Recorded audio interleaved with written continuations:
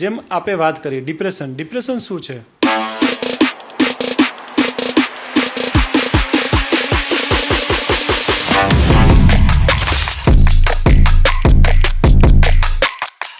આજના ભાગદોડ ભર્યા અને આધુનિક યુગમાં જ્યાં ભૌતિક સુખ સુવિધાઓ વધી છે ત્યાં એક સાયલેન્ટ કિલર જેવી બીમારી પણ ખૂબ સામાન્ય બની ગઈ છે અને તે છે ડિપ્રેશન.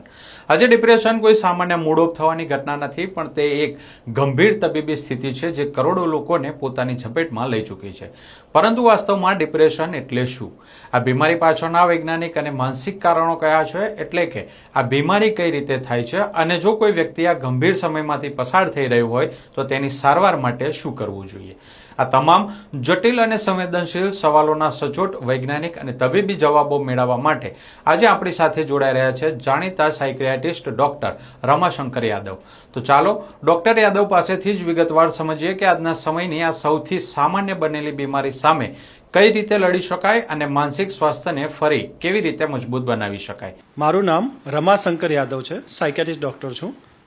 મણિનગરમાં હેલ્થ હોસ્પિટલ નામનું સેટઅપ ધરાવું છું અને છેલ્લા 14 વર્ષથી સાયકિયાટ્રિસ્ટ તરીકેની પ્રેક્ટિસ કરું છું. જેમ આપે વાત કરી ડિપ્રેશન શું છે? ડિપ્રેશન એક માનસિક બીમારી છે. ડિપ્રેશનના મેઇનલી લક્ષણો શું હોય? તો ડિપ્રેશનમાં હતાશા અને નિરાશા રહેતી હોય છે. દર્દીને ઘણી વખત એવું થતું હોય છે કે મન નિરાશ રહેવું, બોલવું ના ગમવું, રડવાનું આવવું, ખોટા વિચારો આવવા, ઊંઘ ના આવી, ભૂખ ના લાગવી, ડિસિઝન ના લઈ શકવું, નેગેટિવ વિચારો આવવા, મરવાના વિચારો આવવા, આવા જાતના લક્ષણો થતા હોય છે. ક્લિનિકલી સાયકિયાટ્રિસ્ટ તરીકે અમે લોકો જે જોતા હોઈએ કે આખા દિવસ દરમિયાન જો ડિપ્રેસિવ સિમ્પટમ્સ રહે અને 14 દિવસ કરતાં વધારે દિવસ સુધી રહે તો એને મેજર ડિપ્રેસિવ ડિસઓર્ડર કહેવાય. નાની મોટી ડિપ્રેસિવ ફિલિંગ આપણને બધાને થતી હોય. ક્ષણિક ડિપ્રેસિવ ફિલિંગ્સને ડિપ્રેશન ના કહેવાય કે કોઈ ઘટના બની 1-2 કલાક મૂડ થોડું ડિસ્ટર્બ રહ્યું તો એને ડિસ્ટર્બન્સને ડિપ્રેશન ના કહેવાય. ડિસ્ટર્બન્સ જો સોશિયલ ઓક્યુપેશનલ ફંક્શનિંગને ડિસ્ટર્બ કરે, રેગ્યુલર રહે, 14 દિવસ કરતાં વધારે રહે તો એને મેજર ડિપ્રેસિવ ડિસઓર્ડર કહેવાય. ડિપ્રેશનના ઘણા પ્રકારો હોય છે, જેમ કે ડિપ્રેશનમાં મેજર ડિપ્રેશન સિવાય જે હોય છે કે ક્રોનિક ડિપ્રેશન હોય છે. ઘણી વખત ડિપ્રેશન જુદા જુદા કારણોસર આવતું હોય છે કે કેટલાક દર્દીઓને વ્યસનના કારણે ડિપ્રેશન આવતું હોય છે ને કેટલાક દર્દીઓને રિલેશનશિપના ડિસ્ટર્બન્સના કારણે ડિપ્રેશન આવતું હોય છે, ફાઇનાન્શિયલ લોસના કારણે આવતું હોય છે, સ્કૂલમાં કે કોલેજમાં ફેલ થવાના કારણે આવતું હોય છે. જુદા જુદા લોકોમાં ડિપ્રેશનના જુદા જુદા કારણો હોય છે. જેના કેસમાં કોઈની ઘરમાં ડેથ થઈ હોય તો એના પછી પણ ઘણા લોકોને ડિપ્રેશન આવતું હોય છે. જોબ છૂટી જવાના કારણે ડિપ્રેશન આવતું હોય છે. તો દરેક વ્યક્તિ માટે ડિપ્રેશનના કારણો જુદા જુદા હોય છે. ઘણા લોકોને સ્વભાવગત ખામીના કારણે લોકો સાથે એડજસ્ટ ના થઈ શકતા હોય, એના કારણે લાંબા ટાઈમ પછી ડિપ્રેશન આવતું હોય છે. તો જે તે વ્યક્તિમાં ડિપ્રેશન જે રીઝનથી આવતું હોય છે, આપણે સૌએ સમજવાની જરૂર એ છે કે ડિપ્રેશનના જે કારણો છે, ડિપ્રેશન માટેની કેટલીક દવાઓ આવે છે. દવા સિવાયના પણ જે રસ્તા છે, જે કારણસર ડિપ્રેશન થયું હોય એની પાછળ ઘણી વખત કાઉન્સલિંગની જરૂર હોય છે, વ્યસન છોડવાની જરૂર હોય છે, મોબાઈલનો દુરુપયોગ, મોબાઈલનો ખોટો યુઝ ઘટાડવાની જરૂર હોય છે.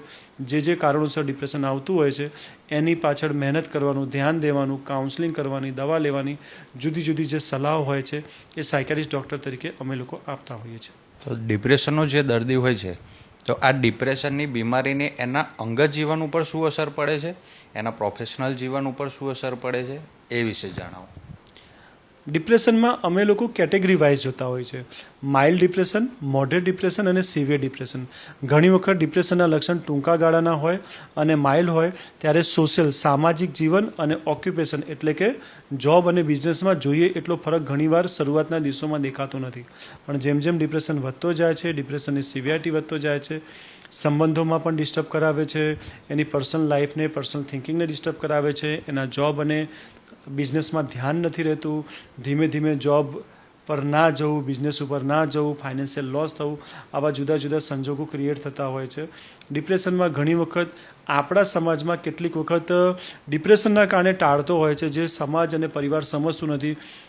તું નાટક કરે છે, તું ઢોંગ કરે છે. ઘણી વખત બીમારીને સમજતા નથી. ઘણી વખત લોકો બીમારીને અવગણતા જાય છે. જો શરૂઆતના સ્ટેજમાં ડિપ્રેશનની દવા કરાવવામાં આવે તો રિઝલ્ટ જલ્દી મળતું હોય છે, પણ જો બીમારીને નેગ્લેક્ટ કરવામાં આવે, અવગણવામાં આવે તો લક્ષણો જ્યારે વધી જાય છે, ક્રોનિક થઈ જાય છે, ત્યારે ઘણી વખત સુસાઇડની કોશિશ પણ કરતા હોય છે, સુસાઇડલ થોટ પણ આવતા હોય છે. અને આવા કેસીસમાં ડિપ્રેશનમાં ઘણી વખત ડેથનું રિસ્ક પણ હોય છે જો હાર્મફુલ એટેમ્પ સિવિયર હોય તો સામાજિક રીતે નુકસાન જે થાય છે, આર્થિક રીતે જે નુકસાન થાય છે અને ઘણી વખત સિવિયરિટી વધારે હોય, લાઈફને પણ જોખમ રહે છે. તો ડિપ્રેશનને મારી દ્રષ્ટિએ, ડૉક્ટરની દ્રષ્ટિએ શરૂઆતના લેવલમાં જો ધ્યાન આપવામાં આવે, સમજવામાં આવે કે માણસ કોઈને કોઈ રીઝનથી ડિસ્ટર્બ છે, એની પરિસ્થિતિને સમજીએ, સહકાર આપીએ, સપોર્ટ આપીએ અને ડિપ્રેશનમાંથી બહાર આવવા પાછળ જો ધ્યાન આપવામાં આવે તો વહેલી તકે વ્યક્તિને ડિપ્રેશનમાંથી બહાર લાવી શકાય છે. ડિપ્રેશનનો દર્દી હોય એટલે ડિપ્રેશન તો માનસિક બીમારી છે, તો એની શરીર ઉપર શું અસર થાય છે? ડિપ્રેશનના દર્દીઓમાં સ્વભાવ પ્રમાણે અને બીજી બીમારીની જે કોમોર્બિડિટી હોય એના સાથે જાતના શારીરિક લક્ષણો હોય છે.